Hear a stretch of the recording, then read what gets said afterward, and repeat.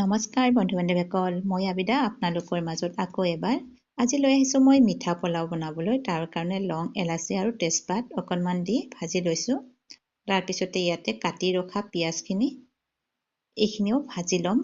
আৰু পিঁয়াজখিনি কিন্তু বেছি ৰংচোৱাকৈ ভাজিব নালাগে, যিহেতু এইটো মিঠা পোলাও। তাৰপিছতে এয়া দি দিছোঁ মই ড্ৰাই ফ্ৰুটখিনি। এয়া পিঁয়াজখিনি হৈ গৈছে, তাৰে ওপৰতে দি দিছোঁ মই গাজৰ আৰু চেৰি অকণমান কাটি। গাজৰটো আকৌ মই খাই ভাল পাওঁ, সেইকাৰণে দিছোঁ, আপোনালোকে নেখালে নিদিলেও হ'ব। তাৰপিছতে আদাৰ পেষ্টখিনি দি দিছোঁ অকণমান, আৰু দিয়াৰ পিছতে এইখিনি ভালকৈ লৰাই দিছোঁ যাতে তলত লাগি নধৰে। তাৰপিছতে এয়া ধুই ৰখা চাউলখিনি, আজি মই জহা চাউল আৰু বিৰিয়ানী ৰাইচ দুটাই লগ কৰি ব্যৱহাৰ কৰিছোঁ। এতিয়া নিমখটো সোৱাদ অনুপাতে, তাৰপিছতে আকৌ লৰাই দিছোঁ যাতে তলত লাগি নধৰে।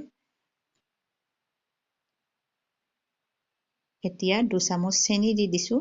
এইটো মিঠা পোলাও যিহেতু অকণমান, সেয়েহে আপোনালোকে চেনিটো অকণমান বেছিকৈ খালে বেছিকৈ দিব পাৰে যদি মিঠা বেছি খায়। তাৰপিছত যেতিয়া চাউলখিনি অকণমান গট মাৰি আহিব, তেতিয়া পানীটো দি দিলে হ'ব। আৰু পানীটো কিন্তু একদম জোখৰ হ'ব লাগিব, তেতিয়াহ'লেহে আমাৰ মিঠা পোলাওটো খাবলৈ সোৱাদ লগা হয়। আৰু এয়া হৈ গ'ল মোৰ ৰেডি মিঠা পোলাও। দেখিবলৈ বৰ ধুনীয়া হৈছে নহয়নে? খাবলৈও বৰ সোৱাদ লগা হৈছিলে। আৰু মই এতিয়া এখন প্লেটত নমাই লৈছোঁ।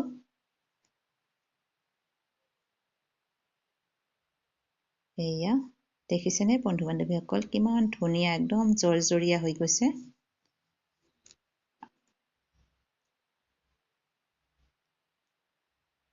আৰু এতিয়া মোৰ বেটাৰ কিন্তু ভোক লাগি গ'ল। মিঠা পোলাওটো দেখি সি বহুত বেছিহে ভাল পায়।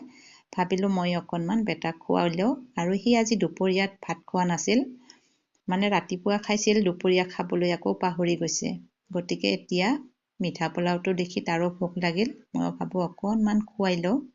আৰু আজি বেটাক মই পনীৰৰ সৈতে মিঠা পোলাওটো অকণমান খুৱাম। বন্ধু-বান্ধৱীসকল, আপোনালোকে ভিডিঅ'টো দেখি কেনেকুৱা পালে জনাবচোন। বাই।